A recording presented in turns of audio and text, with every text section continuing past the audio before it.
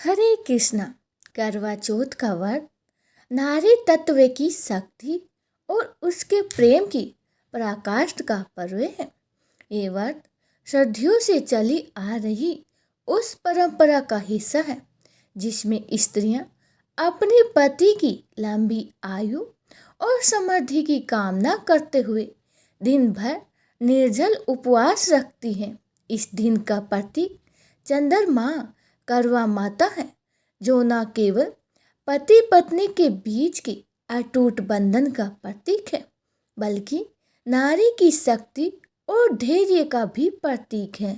करवा चौथ की कथा हमें याद दिलाती है कि प्रेम, भाव, विश्वास और त्याग का रिश्ता ही एक परिवार की नींव है, मजबूती प्रदान करता है। इस दिन का महत्व केवल उपवास तक सीमित नहीं, बल्कि आत्म महिमता और स्नेह के रिश्ते को पुनः जीवित करने का दिन है। करवा चौथ की यह कथा हमें बताती है कि सच्चा प्रेम केवल देह से नहीं, बल्कि आत्मा से भी होता है, जहाँ कोई शर्तें नहीं होती, केवल समर्पण और विश्वास होता है। चंद्रमा के उदय के साथ जब व्रतधारी स्त्रियां अपनी पूजा संपन्न करती हैं, तो उनके हृदय पर अद्वितीय शांति और प्रसन्नता दिखाई देती है। तो आइए भक्तों, आज करवा चौथ के व्रत को पूर्ण करने वाली इस दिव्य कथा का रसपान करते हैं और अपने अपने सुहाग की लंबी आयु की कामना करते हैं।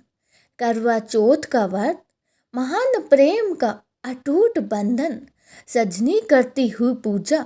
आज तो दीर्घ आयु साजन का जीवन, इसी शुभकामना के साथ आप सभी माताओं और बहनों को करवा चौथ की ढेर सारी शुभकामनाएं। आज की इस कथा को सुनकर वीडियो को लाइक और कमेंट बॉक्स में अपने पति की दीर्घ आयु के लिए करवा माता की जय जरूर लिखिएगा। करवा चौथ व्रत की पहली पौराणिक कथा के अनुसार करवा देवी अपने पति के साथ तुंगभद्रा नदी के पास रहती थी। एक दिन करवा के पति नदी में स्नान करने गए तो एक मगरमच्छ ने उनका पैर पकड़ लिया और नदी में खींचने लगा। मृत्यु को करीब देखकर करवा के पति करवा को पुकारने लगा। करवा दौड़कर नदी के पास पहुंची और पति को मृत के मुंह से ले जाते समय उस मगर को देखा। करवा ने तुरंत ही एक कच्चा धागा लेकर मगरमच्छ को एक पेड़ से बांध दिया। करवा के सत्य तत्व के कारण मगरमच्छ कच्चे धागे में ऐसे बंधा कि टस से मस नहीं हो पा रहा था। करवा के पति और मगरमच्छ दोनों के प्राण संकट में फंसे हुए थे।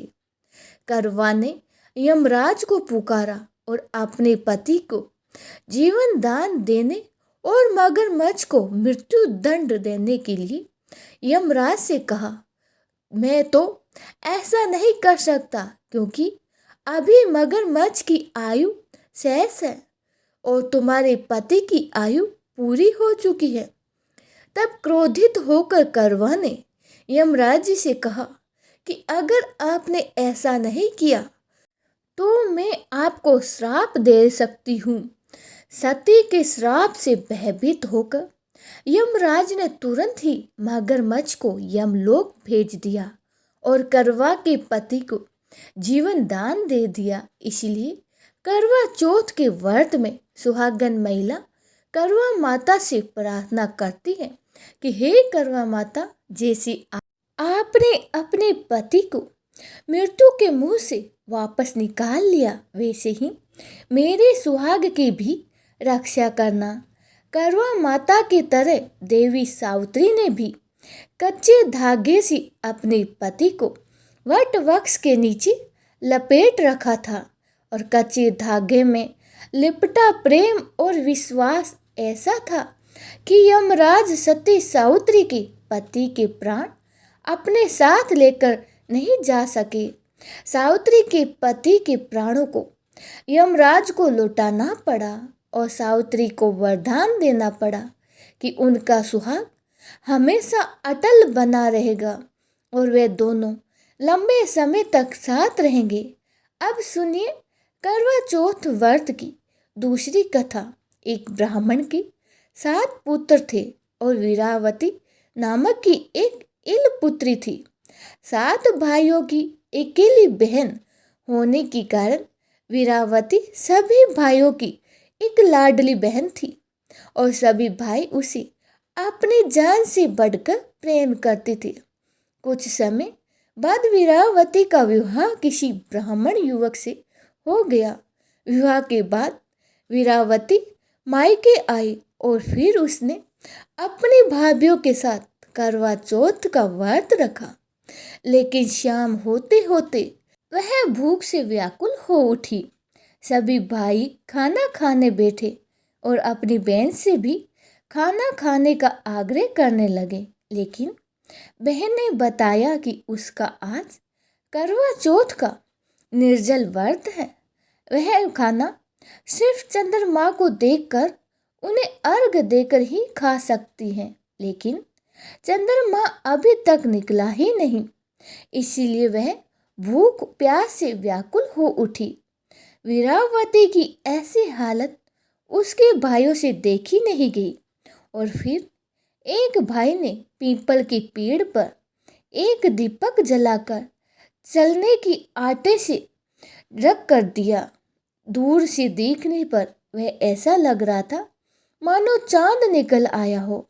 फिर एक भाई ने आकर वीरावती को कहा, बहन चांद निकल आया, तुम चांद को अर्घ देने के बाद भोजन कर सकती हो। बहन खुशी के मारे सीढ़ियों पर चढ़कर चांद को देखने लगी और चांद को अर्घ देकर भाइयों के साथ भोजन करने बैठ गई। उसने जैसे ही पहला टुकड़ा मुंह में डाला उसे छींक आ गई। दूसरा टुकड़ा मुंह में डाला तो उसमें बाल निकल आया।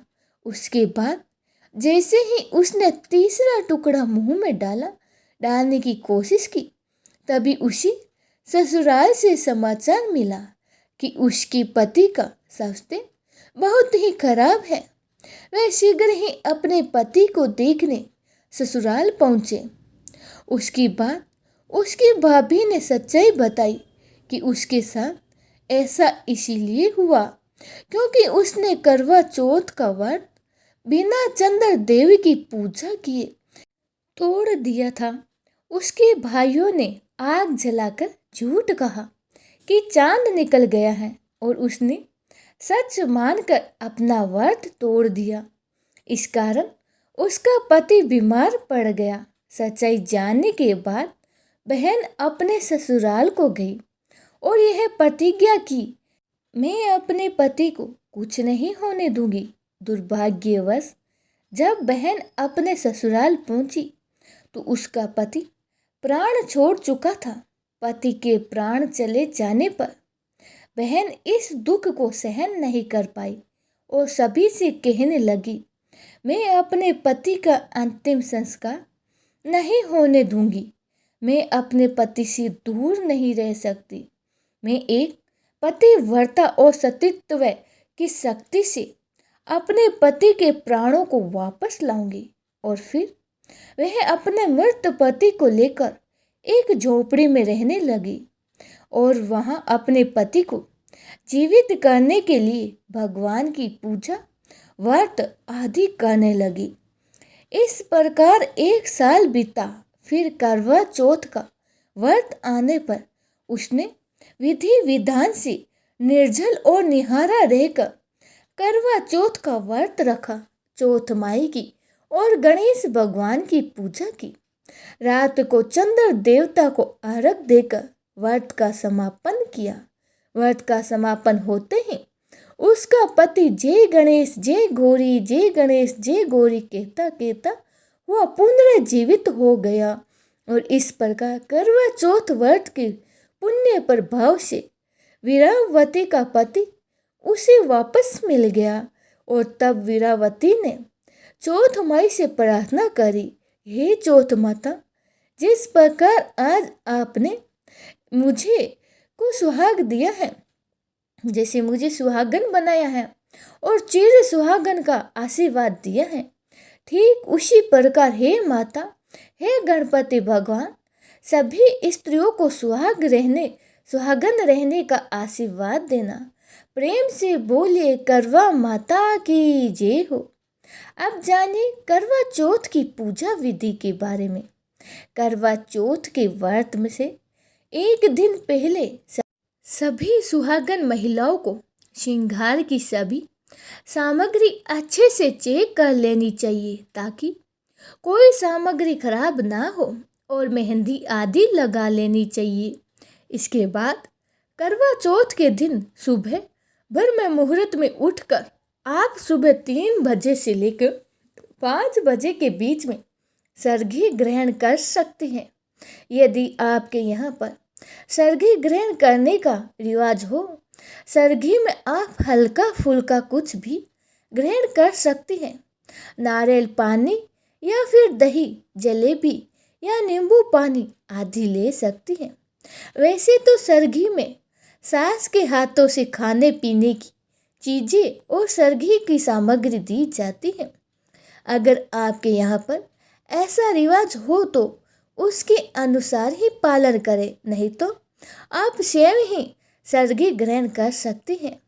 अपने पति के हाथों सर्घी ग्रहण कर सकते हैं। इसके बाद आपको श्रृंगार करके सुबह की पूजा करनी चाहिए और सुबह की पूजा आप संकल्प लेकर या करवा माता की कथा के साथ अपने दिन की शुरुआत कर सकती हैं।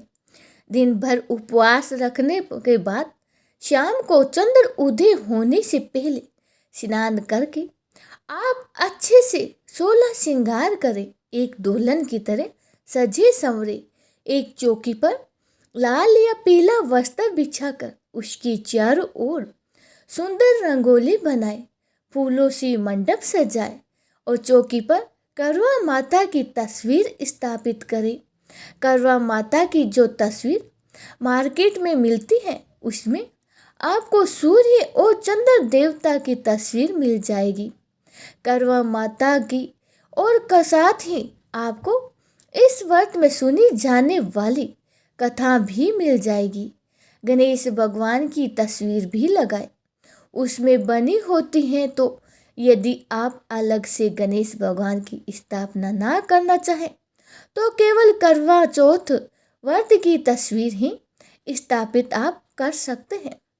जल से भरा हुआ एक कलश रखें, करवे रखें और सुहागन की सामग्री करवा माता को अर्पित करने के लिए भोग लगाने के लिए फल मिठाई रखें। धूप दीप चाल कर मंत्रों के जाप के साथ ही पूजा शुरू करें। हाथ में गेहूं के दाने लेकर कथा पढ़े या सुने और इसके बाद बयाना निकाल कर रखें। सासू माँ को या परिवार की किसी सुहागन महिला को सुहाग की सामग्री के साथ कुछ भेंट दक्षिणा या वस्त्र आदि दे और उनके पैर छूकर आशीर्वाद लेना चाहिए। चंद्रमा उदय हो जाने पर आटा छानने वाली छलनी से दीपक रखकर सबसे पहले चंद्र देवता को देखे। ओम चहे चंद्रमस नमः कहे और चंद्र देवता को जल अर्घ देकर और उनके बाद चलने की ओट से ही अपने सबसे पहले चंद्र देवता को, फिर पति को और फिर चंद्र देवता को, फिर अपने पति को, ऐसा 7 बार करें। आपको चंद्र देवता को और अपने पति के मुख को दर्शन करने से फिर चंद्रमा देवता को हाथ जोड़कर प्रणाम करने के बाद अपने पति के हाथों से फल या मिठाई और जल ग्रहण करके अपना व्रत खोलना चाहिए। इसके बाद आप शुद्ध सात्विक भोजन ग्रहण कर सकती हैं। करवा चौथ के व्रत में आप नॉर्मल साधारण पूरी पकवान आदि जो भी आपके यहाँ व्यंजन बनाए जाते हो वह ग्रहण कर सकती हैं। इस प्रकार से करवा चौथ का व्रत पूर्ण होता है। तो ये थी आज की वीडियो। उम्मीद है ये जानकारी आपको पसंद आई होगी। आप